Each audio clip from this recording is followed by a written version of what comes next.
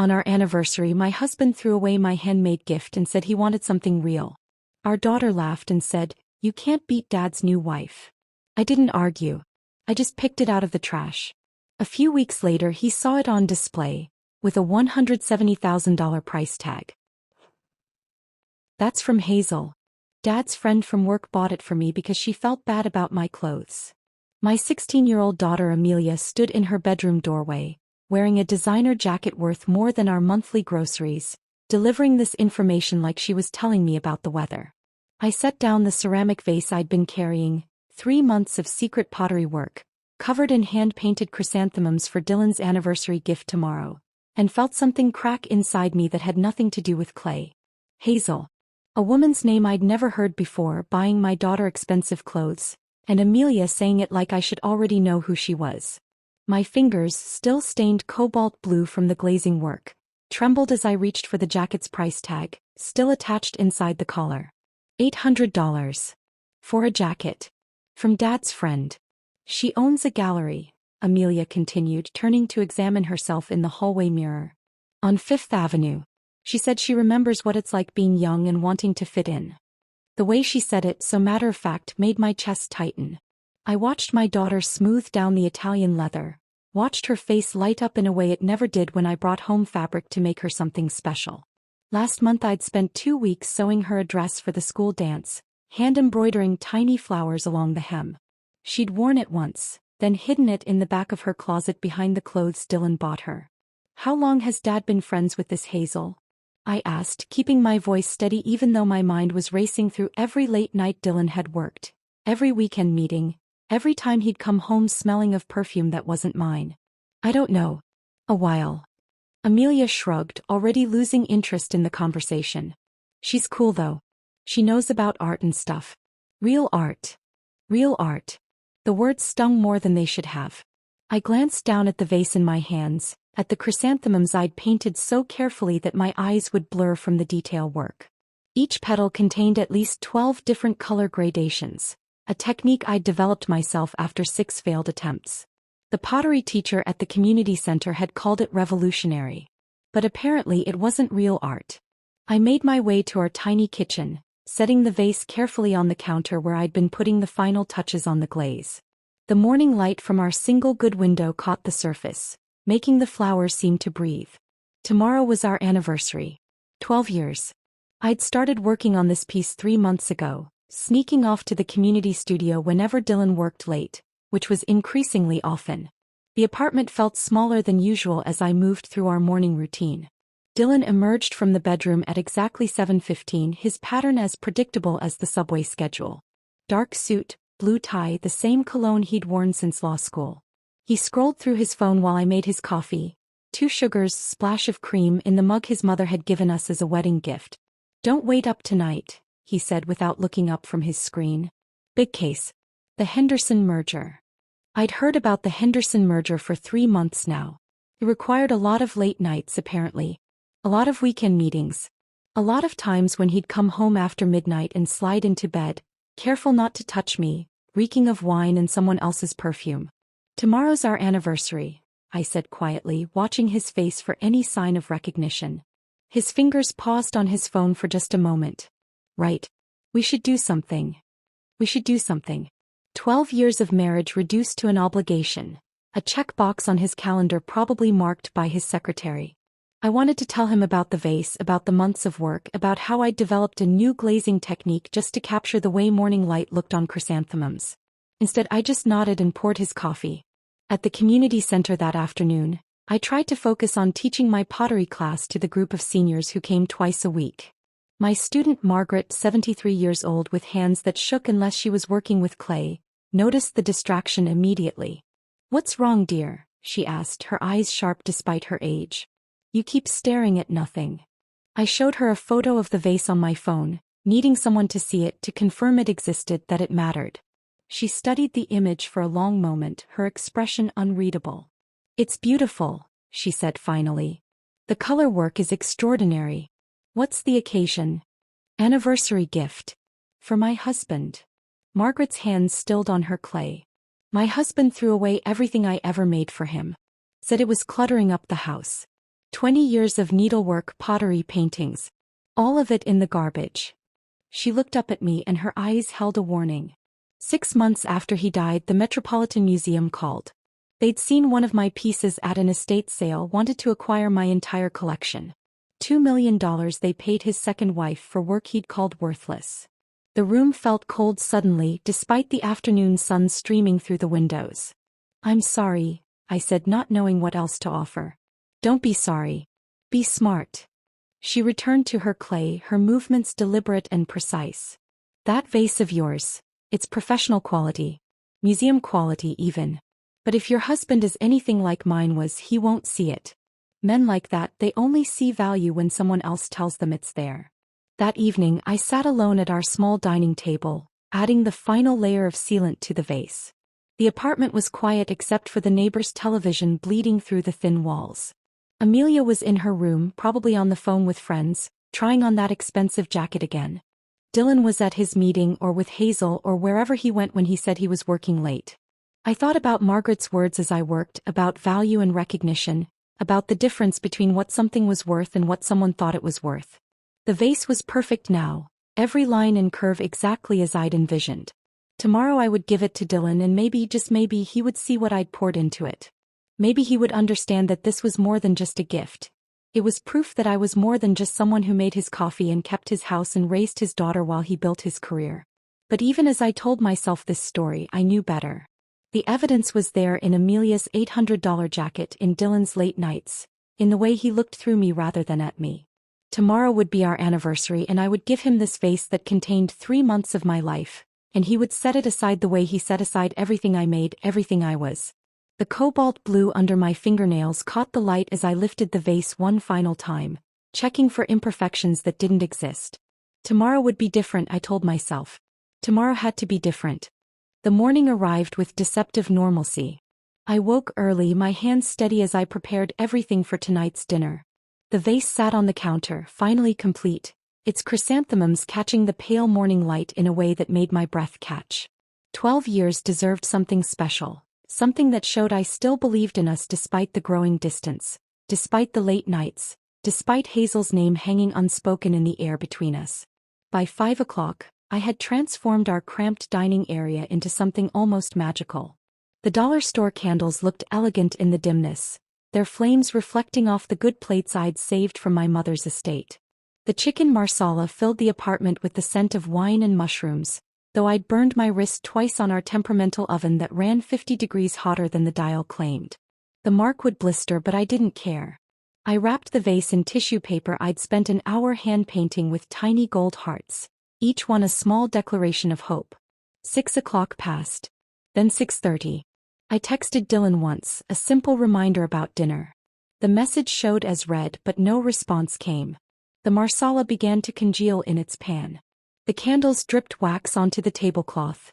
At 6:40 I heard his key in the lock. Dylan entered looking like he'd been somewhere that required close contact. His usually pristine suit was wrinkled, his tie askew, and the smell that preceded him into our home wasn't his cologne. It was something floral and expensive, something that clung to his jacket like an accusation. "Traffic was horrible," he said, not meeting my eyes as he surveyed the table with the expression of someone discovering an ambush. "You didn't have to do all this." The dismissal in his voice made my chest tighten, but I pushed forward, gesturing to his chair. "It's our anniversary. 12 years. He sat reluctantly, checking his phone twice before I even had the chance to serve the food. I watched him eat mechanically, his mind clearly elsewhere, probably with whoever owned that perfume. When I placed the wrapped gift in front of him, he stared at it like it might explode. "Open it," I said, my voice barely above a whisper. His fingers worked at the paper without enthusiasm, tearing through the hearts I'd painted so carefully. When the vase emerged, when the candlelight hit those chrysanthemums and made them glow like they were alive, I held my breath waiting for his reaction. His face shifted from mild curiosity to something worse than anger. Disappointment mixed with embarrassment, the look you give a child who's presented you with a macaroni necklace when you're too old to pretend it's jewelry. "Stella." He set the vase down carefully, too carefully, like it might contaminate him. "We talked about this. About gifts. You said you wanted something real, I started, but he was already shaking his head. This isn't what I meant. He pulled out his phone, swiping to a photo. Look, this is what Hazel gave me. A Rolex Submariner. $18,000. That's a real gift. The room tilted. Hazel. He'd said her name like I should understand, like this was normal, like receiving $18,000 watches from another woman was something that happened in marriages. Who is Hazel? My voice sounded strange, disconnected from my body. Dylan looked at me with genuine surprise, as if I'd asked who the president was. I told you about her. My paralegal. He paused, scrolling through his phone again. Well, more than that now. We got married 6 months ago. Small ceremony at the courthouse. I'm sure I mentioned it. The words didn't make sense. They were English, arranged in a grammatical structure I understood, but their meaning refused to process. Married. 6 months ago. While we were still married, while I was sleeping beside him, while I was making his coffee every morning with 2 sugars and a splash of cream. We're married, I said stupidly. Technically, yes. The divorce papers are delayed. Some filing error. He shrugged like we were discussing a parking ticket. But Hazel understands me, Stella. He gets what I need. She owns the Morrison Gallery on Fifth Avenue. He appreciates success, ambition. She doesn't think a partnership is about homemade crafts and dinner at home. That's when Amelia walked in wearing the designer jacket, her timing so perfect it felt rehearsed. She glanced at the table, at the cooling food and dying candles, at the vase sitting abandoned by her father's plate, and she laughed. Not a nervous laugh or an uncomfortable one, but genuine amusement, the kind that bubbled up from real joy. Oh my God, Mom. You actually gave it to him. She picked up the vase, examining it like a curious artifact from an ancient civilization. This is so embarrassing. You can't compete with Dad's new wife. She owns an actual gallery. She knows what real art looks like. The betrayal from Dylan was expected somehow, a wound I'd been preparing for without admitting it. But Amelia's words, her casual cruelty, her easy dismissal of my work and my worth, that cut deeper than anything Dylan could have done. My daughter, who I'd taught to mix paint at age 3, who'd sat beside me at the pottery wheel just 2 years ago, had chosen her side without ever telling me there was a choice to make. When did you meet her? I asked Amelia, my voice surprisingly steady. Like months ago. She's been taking me shopping, helping me understand fashion and art and stuff that matters. She says I have potential, that I just need the right guidance. Amelia set the vase down with a careless thunk. She's teaching me about the real world, not this hobby stuff you do. Dylan stood abruptly, grabbing the vase with one hand like it was a piece of trash that needed immediate disposal. He walked to the kitchen and I heard the foot pedal of our garbage can, then the devastating thud of 3 months' work hitting the plastic liner. The sound echoed in the small apartment, final and absolute. I need something real in my life, Stella, he said, returning to grab his jacket. Hazel and I have a gallery opening tonight. Important collectors will be there. People who understand value. I'm going too, Amelia announced, already heading for the door. Hazel promised to introduce me to real artists. They left together, father and daughter, their footsteps synchronized in the hallway like they'd been practicing this exit. The apartment door closed with a decisive click, leaving me alone with the remnants of an anniversary dinner no one wanted. The candles continued their futile flickering, wax pooling on the tablecloth I'd inherited from my grandmother. The food sat untouched, growing cold like the marriage I'd been trying to save. I stood frozen in our kitchen, staring at the garbage can that held my gift. Through the thin walls, I could hear our neighbor's television playing a game show where people won money for answering questions correctly. The irony wasn't lost on me. I'd been answering the wrong questions for 12 years, trying to solve a puzzle that had already been completed without me. The apartment felt larger, suddenly emptier, like Dylan and Amelia had taken something essential with them when they left. Not love, that had departed long ago. They'd taken my delusions, my careful pretense that we were still a family, that my efforts mattered, that handmade gifts could compete with Rolex watches and gallery connections. I remained standing there, still in the dress I'd chosen carefully for tonight, still wearing the lipstick Dylan hadn't noticed, still believing somewhere deep down that tomorrow might be different. The candles finally guttered out, leaving me in darkness punctuated only by the city lights filtering through our single good window. Somewhere across town, my husband and daughter were entering a gallery with his new wife, surrounded by real art, leaving me here with the trash. The silence in the apartment pressed against my eardrums like water pressure at depth. I stood there for another 10 minutes, maybe 15, unable to move or think beyond the sound of that thud echoing in my mind. Finally, something primitive kicked in. Not quite rage, not quite determination, but a survival instinct that propelled me toward the kitchen sink. The yellow latex gloves from under the sink felt like armor as I snapped them on. I approached the trash can with the careful reverence of an archaeologist approaching a dig site. Inside, my vase sat atop coffee grounds and yesterday's takeout containers, a streak of orange Thai sauce painting one side like a wound. My hands shook as I lifted it out, cradling it against my chest despite the debris clinging to its surface. At the sink, I worked with the patience of a conservator restoring a masterpiece. Each paper towel dabbed away the indignity of garbage, revealing the chrysanthemums beneath still vibrant, still perfect, still defiant. As I cleaned, my grandmother's voice surfaced from somewhere deep in memory. She'd been standing at her own kitchen sink, washing dishes after another family dinner where my grandfather had dismissed her painting as a waste of time. "The world only sees what you show them, dear," she'd said, her Hungarian accent thick with conviction. "Show them garbage, they'll treat you like garbage. Show them gold and watch them scramble." I wrapped the vase in bubble wrap from the moving supplies we'd never thrown away, each layer of protection feeling like a small act of rebellion. Then I sat at the kitchen table with my laptop. The screen's glow, the only light in the apartment besides the city bleeding through our window. Eleanor Morrison's name appeared in article after article. The 70-year-old gallery owner had discovered at least a dozen artists who'd gone from unknown to selling pieces for six figures. Every interview contained the same themes: authenticity over pedigree, emotion over technique, story over surface. In a Times piece from last year, she'd said, "The best art comes from genuine pain transformed into beauty." I can spot inauthentic work from across the room, but true emotional resonance? That stops me in my tracks.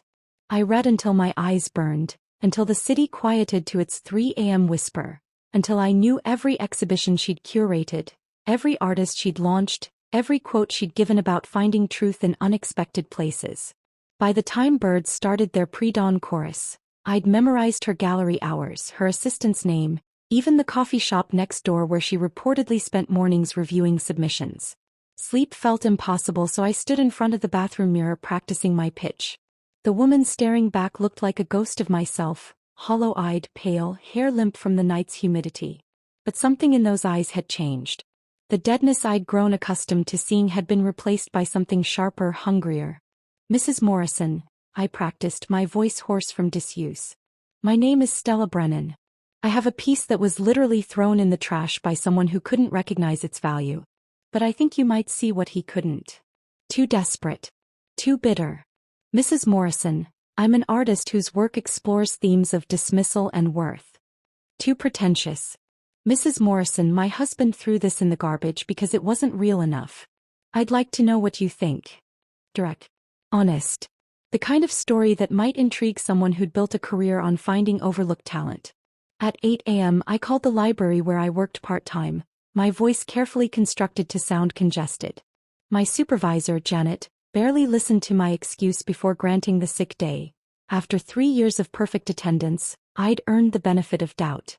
The lie came easily, surprisingly so for someone who'd spent 12 years telling the truth to someone who'd been lying the entire time. The subway ride to the Upper East Side felt like crossing into another country. My fellow passengers transformed from tired workers in sensible shoes to women in designer workout clothes heading to boutique fitness studios. By the time I emerged at 77th Street, my worn coat felt like a neon sign advertising my displacement. Morrison Gallery occupied a corner space with floor-to-ceiling windows that turned art viewing into performance. Even from across the street I could see the current display, massive abstract paintings that seemed to vibrate with color and movement. The security guard at the entrance wore a suit nicer than anything in Dylan's closet. His eyes tracked me from the moment I approached, taking in my coat with its pilled fabric, my scuffed boots, my tote bag that had seen better decades. I walked past him without acknowledging his stare, my chin lifted in a way that suggested I belonged here, that my presence was intentional rather than desperate. The gallery's interior hummed with that particular quiet of expensive spaces. Climate-controlled air, subtle classical music, the soft footfalls of the few early visitors already examining pieces. Eleanor Morrison stood near a bronze sculpture in the center of the room, her silver hair pulled back in a chignon that looked effortlessly elegant. She wore all black, turtleneck, slacks, architectural jewelry that could have been art itself. Her fingers traced the sculpture's curves while she spoke quietly into her phone, something about shipping logistics and insurance valuations. I waited, clutching my tote bag with the vase inside, now wrapped in my best scarf because the bubble wrap had seemed too cheap, too obviously desperate for this space. The scarf had been my mother's, silk with a pattern of birds that she'd bought on her honeymoon in Paris. It felt right somehow, protecting one piece of dismissed beauty with another. Eleanor ended her call and turned, her eyes landing on me with the kind of assessment that felt like being X-rayed. She took in my coat, my bag, my stance, and something in her expression shifted. Not pity, not dismissal, but curiosity. "Can I help you?" Her voice carried authority softened by genuine interest. The pitch I'd practiced dissolved. Instead, truth tumbled out raw and unvarnished. "My name is Stella Brennan. Last night, my husband threw my anniversary gift in the trash because it wasn't real enough for him. He's married to someone else now. Someone who owns a gallery and apparently knows what real art looks like. But I think what I made might actually be something. And I remembered you speaking at the ceramics symposium last year about finding authenticity in unexpected places." Eleanor's eyebrow lifted slightly. "You were there. Third row. Blue notebook. You talked about how the best art comes from genuine emotion, not manufactured sentiment." A small smile played at the corners of her mouth. "Show me."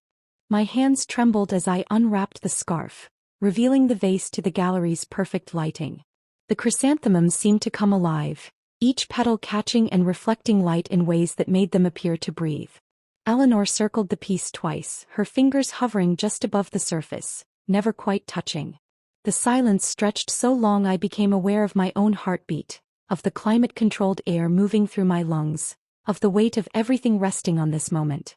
Finally, she pulled out her phone, never taking her eyes off the vase. "Marcus, clear the Fifth Avenue window display. We have something special." My legs gave out completely. The expensive leather chair in Eleanor's office caught me as I collapsed into it, the number she had just spoken reverberating through my skull like a bell struck too hard.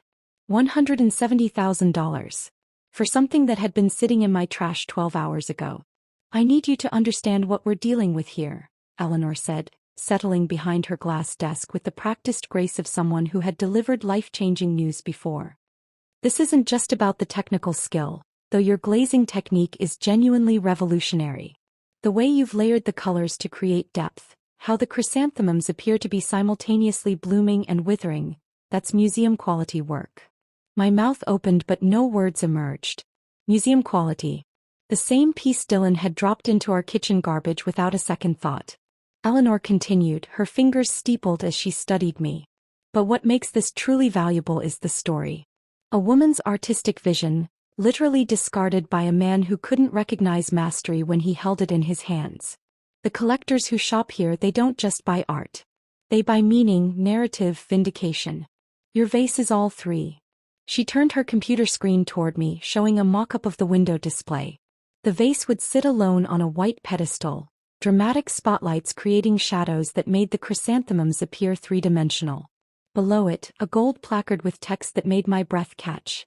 "Chrysanthemums for the blind. A study in dismissed brilliance. Opening bid, $170,000. We'll have it installed by tomorrow morning," Eleanor said, already typing something on her phone. "Marcus will handle the lighting. I'll personally write the piece's story for our catalog. Every major collector in the city will know about this by week's end." I signed papers in a daze, my signature looking foreign on documents that contained more zeros than I had ever seen associated with my name. Eleanor assigned me a liaison, a young woman named Catherine who would handle all communications and keep me updated on interest in the piece. She handed me a business card with the gallery's logo embossed in gold, my name already added as featured artist beneath it. The subway ride home felt surreal, like moving through a dream where familiar things had taken on strange new dimensions. I clutched the business card so tightly it left indentations in my palm. By the time I reached my stop, my phone had started its assault. The first notification came from my cousin in New Jersey, a Facebook message with 14 exclamation points. Is this your vase in the Morrison Gallery window? Attached was a photo clearly taken through the glass, the display even more magnificent than the mock-up had suggested. The lighting made my chrysanthemums glow like they contained their own fire. Within an hour my phone became unusable. High school acquaintances I had not spoken to in 15 years suddenly remembered we were best friends. Distant relatives emerged from social media dormancy to congratulate me on my success. My former pottery teacher, Mrs. Chin, sent a photo of herself standing in front of the display with tears streaming down her face, accompanied by a long message about how she had always known I was special, how she had seen my potential from day one. Interesting, considering she had spent 2 years telling me my technique was too unconventional, that I needed to follow established methods if I wanted to succeed. Then Dylan's name appeared on my screen. A text, then another in rapid succession. What kind of game are you playing? Stella, this is completely inappropriate. You need to take that down immediately. This affects my professional reputation. Answer your phone. 17 missed calls accumulated while I sat at my kitchen table eating cereal from the box, watching my phone light up like a crisis hotline. I screenshot every message, every missed call notification, creating a digital record of his panic. But I did not respond. Not a single word. Instead, I opened Instagram, where the situation had already exploded beyond my comprehension. Someone with 2 million followers had posted a photo of themselves in front of the gallery window with the caption, "This queen threw her art in the trash and now it's worth $170,000. Know your worth, ladies." The hashtags multiplied like cells dividing. Hashtag trash to treasure, hashtag know your worth, hashtag artistic justice, hashtag queen energy. The story had already morphed, details shifting with each retelling. Some posts claimed Dylan had burned my previous works. Others said he had laughed while throwing it away. One particularly creative account insisted he had tried to steal it back once he learned its value. The truth, that he had simply dismissed it as unimportant, seemed insufficient for the internet's hunger for drama. My phone rang again, but this time it was my mother calling from Florida. I stared at her contact photo, taken 3 Christmases ago when we had all pretended to be a happy family, before answering. "Stella, honey, I'm looking at a photo of your vase on Facebook. Is this real? Is that really your piece?" Her voice carried a mixture of pride and hurt that made my chest tighten. "It's real, Mom. Why didn't you tell me about any of this? The problems with Dylan, your art being in a gallery. I had to find out from Cousin Rita's Facebook post." The accusation in her voice was justified. I had spent 2 years making excuses for missing family gatherings, claiming work conflicts when really I could not bear to pretend everything was fine while Dylan grew more distant and Amelia grew more contemptuous. "I didn't know how to explain it," I said quietly. "How do you tell your mother that your husband has been married to someone else for 6 months? That your own daughter thinks you're an embarrassment?" The silence stretched across the miles between us. Finally she spoke, her voice thick with emotion. "You tell her the truth. You let her help. You don't carry it alone. Sometimes you don't know you're drowning until someone throws you a life preserver," I said, the words coming out more philosophical than intended. Another long pause. I could hear her breathing, could picture her in her sunny Florida kitchen with the yellow walls she had painted herself, surrounded by her own art that Dad had always called her little projects. "I'm booking a flight," she said finally. "For the auction. Whatever happens, you won't be alone for it." After we hung up, I sat in the gathering darkness of my apartment, phone still lighting up with notifications I no longer bothered to read. 3 days ago I had been invisible, my work deemed literal garbage by the person who was supposed to value it most. Now strangers were calling me queen, sharing my story like it was their own victory, turning my humiliation into their inspiration. The transformation felt too quick, too surreal, like emotional whiplash that left me dizzy and disoriented. My vase sat in a window on 5th Avenue, worth more than Dylan made in a year, and I sat alone eating dry cereal in an apartment that still smelled faintly of the anniversary dinner no one had wanted. The cereal box sat empty on my counter when the sharp knock came Thursday evening. Through the peephole I saw Dylan's face, flushed and angry, with a woman behind him who could only be Hazel. She stood like someone who had never doubted her place in the world, her architectural glasses reflecting the harsh hallway fluorescence, her black dress so perfectly minimalist it probably cost more than my monthly rent. I opened the door slowly, deliberately, letting them wait an extra second before meeting Dylan's eyes. He pushed past me without invitation, the gesture so familiar it almost made me laugh. 12 years of marriage and he still moved through space like he owned it. "You need to stop this," he said, his voice tight with barely controlled fury. "Whatever game you're playing, it ends now." Hazel followed him in, her heels clicking against my worn hardwood floors with surgical precision. She surveyed my apartment with the kind of quick assessment that cataloged and dismissed everything in seconds. The mismatched furniture. The water stain on the ceiling. The stack of library books on my coffee table. I watched her file it all away as evidence of my insignificance. "Mrs. Brennan," she said, her voice dripping with a sweetness that could rot teeth. "I'm Hazel Morrison. I believe there's been a misunderstanding about your craft project." Craft project. The words hung in the air between us, calculated to diminish, to put me back in what she considered my place. This woman who had stolen my husband, who had bought my daughter's affection with designer clothes, who owned a gallery but somehow could not recognize actual artistry when her new husband threw it in the garbage. "There's no misunderstanding," I said, remaining by the door, refusing to move deeper into my own home. "The piece is in Eleanor Morrison's gallery. The bid starts at $170,000. 3 collectors have already submitted sealed bids above that amount." Dylan's jaw clenched. "Do you have any idea what this is doing to Hazel's reputation? People are calling her gallery, asking if she's the woman who married the man too stupid to recognize valuable art. They're questioning her judgment, her eye for talent." The irony was so thick I could have served it for dinner. I pulled out my phone, swiping to the email that had arrived that morning. "Speaking of reputations," I said, holding the screen toward them, "the Guggenheim would like to feature my vase in their upcoming exhibition on overlooked female artists. They're calling it a defining piece of contemporary ceramic art." Hazel's face went pale beneath her perfect foundation. She reached for the phone, but I pulled it back, not willing to let her touch even that small part of my new reality. Her composure cracked slightly, revealing something desperate underneath. "That piece isn't worth that kind of money," she insisted, her voice losing its honeyed coating. "This is clearly a spite-fueled publicity stunt. You're embarrassing yourself."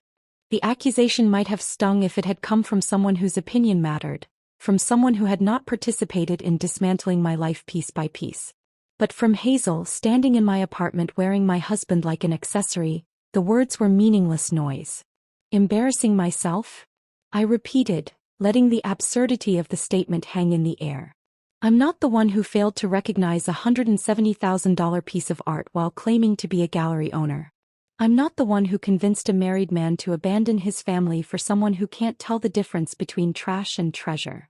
That's when I noticed movement in the hallway. Amelia stood just outside the door, hovering at the threshold like she was afraid to fully enter. She looked smaller somehow, uncertain in a way I had not seen since she was much younger. The designer jacket that had seemed so important days ago now appeared to weigh her down. "Mom." Her voice was quiet, almost lost. "Is it really worth that much?" For the first time in months, she looked like my daughter instead of Dylan's ally. The confidence she had worn like armor when she laughed at my gift had evaporated, replaced by something that might have been regret. "The current highest sealed bid is $210,000, I said, keeping my voice steady, factual. "The auction is Tuesday." Amelia's eyes widened, darting between Dylan and me like she was seeing us both for the first time. The math was simple enough for a 16-year-old to understand. Her father had thrown away more money than most people see in a lifetime. He had declared worthless something that experts were fighting to own. Dylan noticed her presence and his tactics shifted immediately. "This is what I'm talking about, Stella. You're humiliating our daughter. Her friends at school are all talking about this. You're affecting her life with this vindictive display." The manipulation was so transparent it was almost insulting. Using Amelia as a shield, weaponizing parental concern when he had taken her to celebrate with his new wife the night he threw away my gift. "I'm succeeding publicly," I said, my voice clear and steady. "You humiliated yourself privately when you decided that something made with love had no value. I just gave the world a chance to disagree with your assessment." Hazel stepped forward, trying to regain control of the situation. "Be reasonable. This affects all of us. We could work out an arrangement, perhaps feature some of your work in my gallery, give you legitimate representation." The offer was so absurd I actually laughed. You want to represent me? After your husband threw my work in the trash? After you convinced my daughter that my art was worthless? I didn't. Amelia started, then stopped, her face crumpling slightly. I didn't know. Those 3 words carried more weight than any apology could have. She didn't know because she hadn't bothered to look. She had been so dazzled by Hazel's designer world, by the promise of expensive things and gallery connections, that she had forgotten who taught her to mix colors when she was 3 years old, who had shown her how to find beauty in ordinary things. The Rolex, I said suddenly, looking at Dylan's wrist where the watch gleamed under my apartment's cheap lighting. The $18,000 gift from your new wife. Is it even real? Hazel's face flushed, a tell so obvious it answered the question without words. Dylan's hand moved instinctively to cover the watch, his expression shifting from anger to uncertainty. That's irrelevant, he said, but his voice had lost its edge. Is it? I asked. You threw away authentic art for a fake watch. That seems entirely relevant. They left after that, their exit less dramatic than their entrance. Dylan muttered something about lawyers and damages. Hazel's heels clicked with less certainty, and Amelia lingered in the doorway for one long moment. Something in her eyes had changed, a recognition perhaps of what she had laughed at, what she had dismissed, what she had thrown away along with her father. After the door closed, I stood in my empty apartment, surrounded by the echoes of their visit, and felt something I had not experienced in years. Not quite peace but clarity. The kind that comes from standing your ground when everything in you wants to collapse. Tuesday morning arrived with unseasonable rain that turned Manhattan into a watercolor painting through my window. My mother sat at my kitchen table, having arrived from Florida the night before, her presence both comforting and strange in the apartment where I had hidden my failing marriage for so long. She held her coffee with both hands, studying me over the rim with eyes that saw too much. You look different, she said quietly. Stronger. I wanted to tell her that strength was just exhaustion wearing makeup, but instead I smoothed down the black dress I had bought yesterday with my credit card. A small act of faith that today would change everything. The dress cost more than I usually spent on clothes in 6 months, but it felt like armor I needed for what was coming. The Morrison Gallery had transformed for the auction. Rows of velvet chairs faced a raised platform where Eleanor would conduct the sale. My vase sat on a pedestal beside the podium, spotlit like a performer waiting for their cue. The chrysanthemums seemed to pulse with life under the lights, and I had to remind myself that this was real, that the piece I had pulled from garbage was about to be sold to the highest bidder. My mother gripped my hand as we took seats in the back row. Her fingers were warm and steady, anchoring me as the room filled with people whose jewelry probably cost more than my annual salary. Women in understated designer clothes that whispered rather than shouted their price tags. Men in suits that fit like second skins. And scattered throughout, journalists with notebooks and photographers adjusting their lenses. Eleanor took the podium with the confidence of someone who had done this hundreds of times. She spoke about my vase with reverence, describing the technical mastery of the glazing, the emotional resonance of flowers captured in the moment between bloom and decay. Then she told the story, carefully, diplomatically, but with enough detail that everyone understood. This piece had been thrown away by someone who failed to recognize its value. It had been rescued, cleaned of garbage, and brought to her by an artist who refused to let dismissal be the final word. We'll open bidding at $170,000, Eleanor announced. A paddle rose immediately from the second row. Then another from the fifth. The numbers climbed with dizzying speed. 175, 180, 185. My mother's grip on my hand tightened with each increase. At 190,000, a woman in the third row raised her paddle with particular determination. She was perhaps 50, with steel gray hair and a face that suggested she had fought battles and won them. Her eyes never left my vase as she continued bidding against 2 other collectors. 200,000, Eleanor announced as her paddle rose again. 205,000. 210,000. At 220,000, someone else entered the bidding, and the gray-haired woman's shoulders sagged slightly as she was outbid. During the brief break, Eleanor called to allow serious bidders to consider their limits. The woman found me in the back row. I wanted you to know, she said, her voice thick with emotion, seeing your piece in that window saved me. She sat down in the empty chair beside me, uninvited but welcome. I'm going through a divorce. 23 years of marriage, and my husband keeps telling the lawyers that my nonprofit work is just an expensive hobby. That the shelter I built from nothing that houses 40 women a night is just something I do to fill time. Her eyes filled with tears that she didn't try to hide. When I read about your vase, about how it went from trash to treasure, I finally understood. The value was always there. It didn't need his recognition to exist. That night, I filed the papers I'd been too scared to submit. She squeezed my hand once, firmly, then returned to her seat as Eleanor called the room back to order. The bidding resumed with fresh intensity. 2 new bidders had entered during the break, driving the price past $220,000, then $230,000.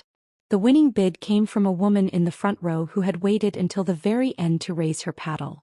$237,000, Eleanor announced, and the room erupted in applause as the hammer fell. The buyer was Judith Hartley, a Houston oil heiress known for her collection of feminist art.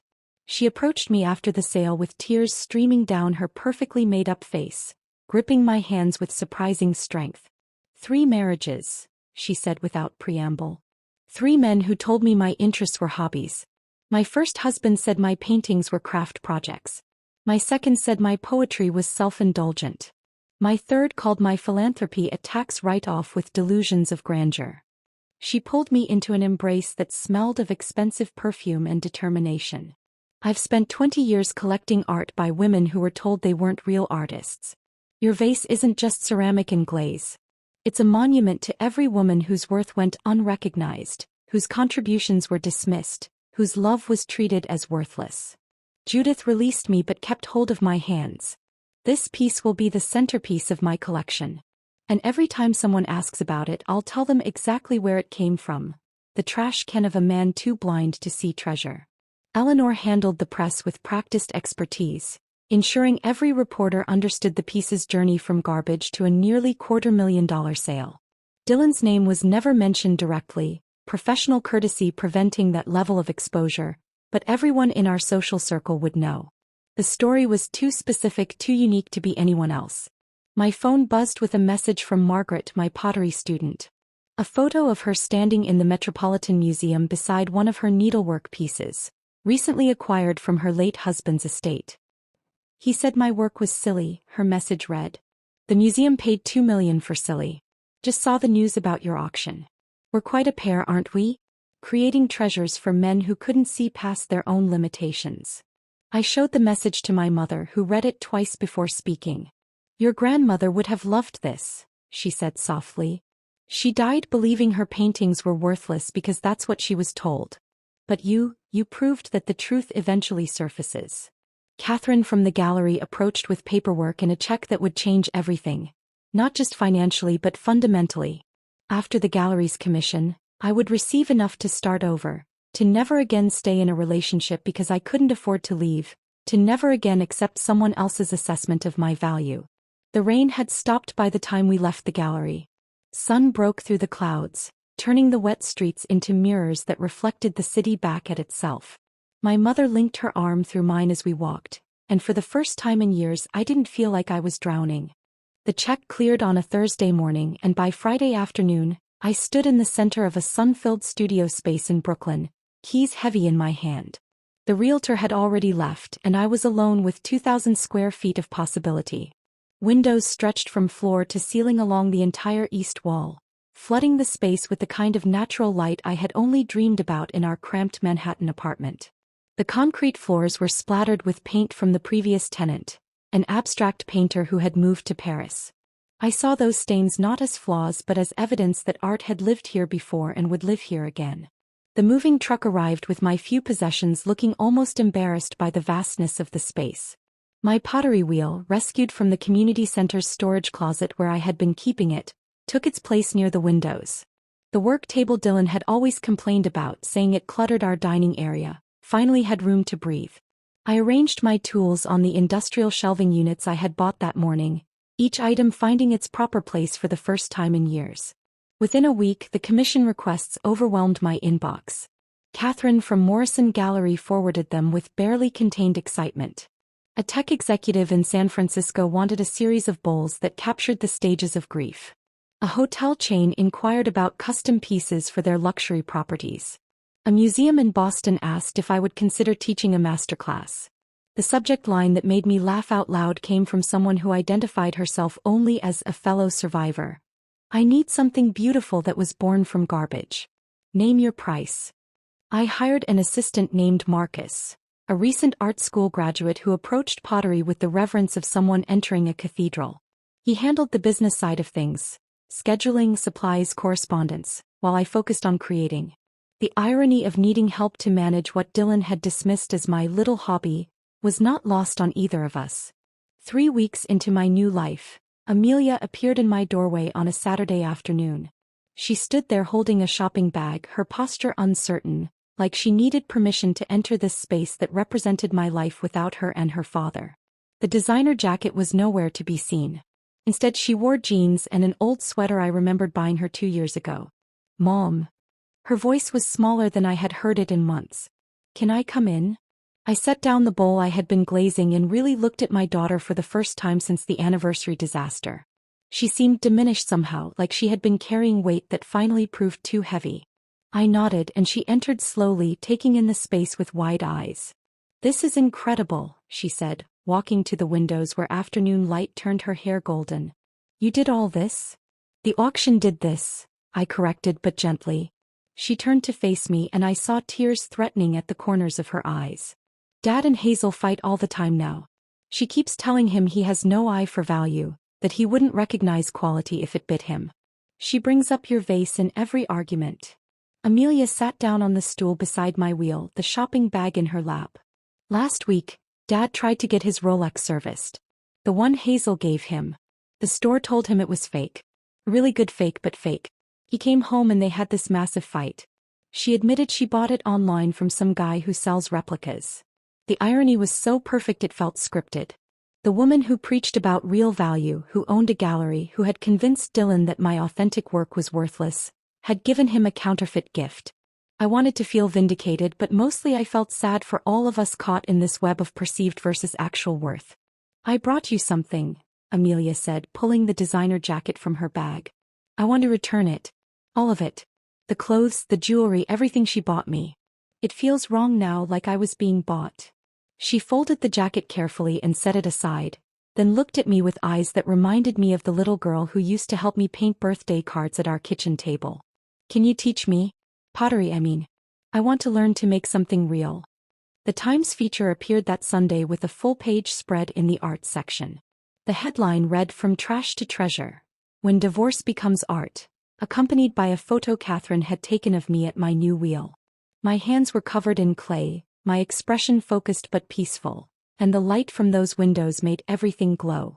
The article told my story without mentioning Dylan by name, but included enough detail that anyone who knew us would understand. Dylan's law firm, according to Amelia, had strongly suggested he take a leave of absence until the media attention subsided.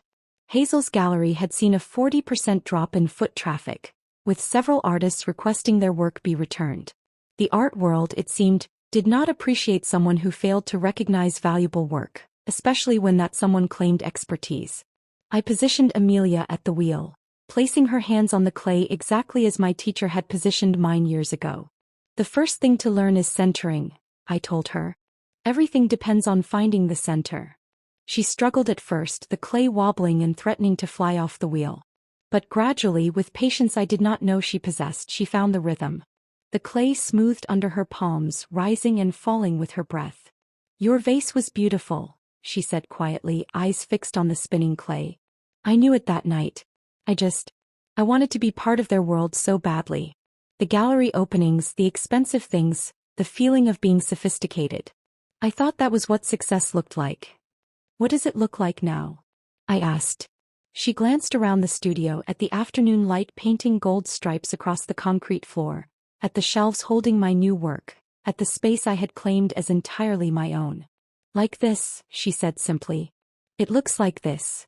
I guided her hands as the clay began to take shape, a simple bowl emerging from formlessness. "Apologies are like glazes," I told her, remembering something my grandmother used to say. "They work best when applied with genuine intention and proper timing." "Is mine?" she asked, vulnerable in a way that made my chest ache. "Is my timing right?" I touched her shoulder gently, feeling the tension she had been carrying begin to ease. Your timing, I said, watching her hands find their own rhythm on the clay, is perfect. The clay had dried on Amelia's first bowl, and we sat together in comfortable silence as I showed her how to prepare it for the kiln. 6 months had passed since that afternoon when she first asked me to teach her, and the change in both of us felt profound. The studio had become our sanctuary, a place where we rebuilt not just our relationship but ourselves. The invitation arrived on a Tuesday morning, Eleanor's elegant handwriting on cream cardstock. Your solo exhibition, she had written. 23 pieces. Let's show the world what rising from ashes looks like. I read it 3 times before the words felt real. My own exhibition at Morrison Gallery, the same space where my vase had sold for more than I had ever imagined possible. The months of preparation passed in a blur of creation. Each piece explored a different aspect of dismissal and recognition, value and worth. A series of plates that appeared broken until you looked closer and saw how the cracks formed patterns of flowers. Bowls that seemed to contain storms, glazed in colors that shifted from despair to hope depending on the angle of view. And at the center of it all, on loan from Judith Hartley's collection and now insured for $500,000, the chrysanthemum vase that had started everything. Opening night arrived with the kind of perfect autumn weather that made New York feel like a movie set. Amelia stood beside me at the gallery entrance, wearing a simple navy dress she had bought with money from her part-time job at a local bookstore. 3 weeks earlier she had returned everything Hazel had given her, packaging each item carefully with a note that said simply, "I prefer things with authentic value." "You ready for this?" she asked, squeezing my hand as the first guests began arriving. "No," I admitted, watching as the gallery filled with collectors, critics, journalists and curious observers. "But I've learned that ready is overrated." My mother had flown in again from Florida, this time bringing my sister whom I had not seen in 2 years. They stood near the window display, my mother explaining to anyone who would listen that she had always known I would succeed, conveniently forgetting the years of suggesting I find a more stable career. But I did not mind the revision. She was here and that mattered more than accuracy. Eleanor commanded the room's attention for the opening toast, her champagne glass catching the light as she raised it high. 6 months ago, she began, her voice carrying to every corner of the packed space. A woman walked into this gallery with a vase wrapped in a scarf. That vase had been thrown in the garbage by someone who could not recognize its value. Tonight we celebrate not just the art, but the artist who proved that one person's trash is sometimes a masterpiece waiting for the right eyes to see it. The crowd murmured its agreement, glasses raising in response. Stella Brennan's work reminds us that we should all learn to recognize value when it stands before us, Eleanor continued. Especially when it comes bearing gifts of the heart. Too often we dismiss what is made with love in favor of what comes with a price tag. Her journey from that garbage can to this gallery is a testament to the power of believing in your own worth, even when no one else does. The applause that followed felt physical, washing over me with the warmth I remembered from my kills. My mother's hand found my shoulder, squeezing with the kind of pride that needed no words, that transcended the years of misunderstanding between us. That is when I saw him. Through the floor-to-ceiling windows, across the street in the shadow of a closed storefront, Dylan stood alone. He wore one of his expensive suits, the real Rolex glinting on his wrist under the streetlight. His face carried an expression I had never seen during our marriage, genuine recognition of loss. Not the petulant frustration of being wrong, but the deeper understanding of having discarded something irreplaceable. For a moment, our eyes met through the glass and the crowd and the years of accumulated hurt. I waited for the surge of satisfaction, for the vindictive pleasure of seeing him witness my success. But it never came. Instead, I felt something lighter, cleaner. I offered him the smallest nod, not forgiveness, not invitation, just acknowledgement that he had played his part in bringing me here. Then I turned back to my world, to the people celebrating my work, to the life I had built from the rubble of what he had destroyed. Marcus appeared at my elbow, tablet in hand, barely containing his excitement. 3 pieces sold in the first 20 minutes, he whispered. The storm bowls went to a collector from Chicago. She said they perfectly captured her divorce. By the end of the evening, the exhibition had sold out completely. 23 pieces finding new homes with people who understood their value, who saw beauty in the cracks and strength in the imperfections. Commission requests filled my inbox faster than Marcus could document them, bookings extending through the next year and beyond. As the crowd began to thin, Judith Hartley approached with tears in her eyes. She stood before the chrysanthemum vase, her hand pressed to the glass case that protected it. "Every time I look at this piece," she said softly, "I remember that value exists whether others acknowledge it or not. You've given so many of us permission to stop waiting for recognition and start recognizing ourselves." Amelia appeared beside me as the photographers gathered for final shots. She had spent the evening talking to visitors about the work, explaining techniques I had taught her, her enthusiasm genuine and infectious. As the cameras flashed, she leaned close and whispered, "I'm proud to be your daughter." The words landed in my chest with the weight of everything we had traveled through to reach this moment. The laughter at my anniversary gift, the choosing of sides, the months of silence, and now this, standing together in a gallery filled with my work, her hand in mine, both of us understanding what it meant to create something real. Later, as the gallery emptied and the lights dimmed to their after-hours glow, I stood alone with my pieces one final time. Each one had started as raw clay, shapeless and without worth until touched by intention and fire. The metaphor was not subtle, but then again the best truths rarely are.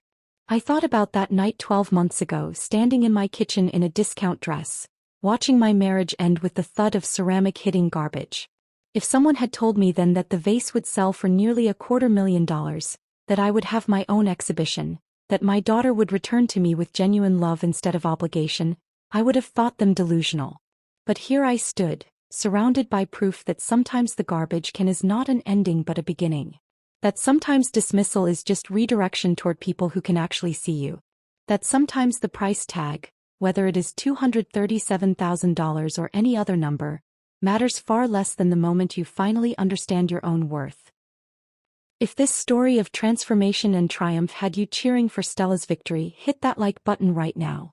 My favorite part was when Eleanor cleared the Fifth Avenue window display for a vase pulled from the trash, knowing exactly what recognition was coming. What was your favorite moment? Drop it in the comments below. Don't miss more inspiring stories like this. Subscribe and hit that notification bell so you never miss an upload.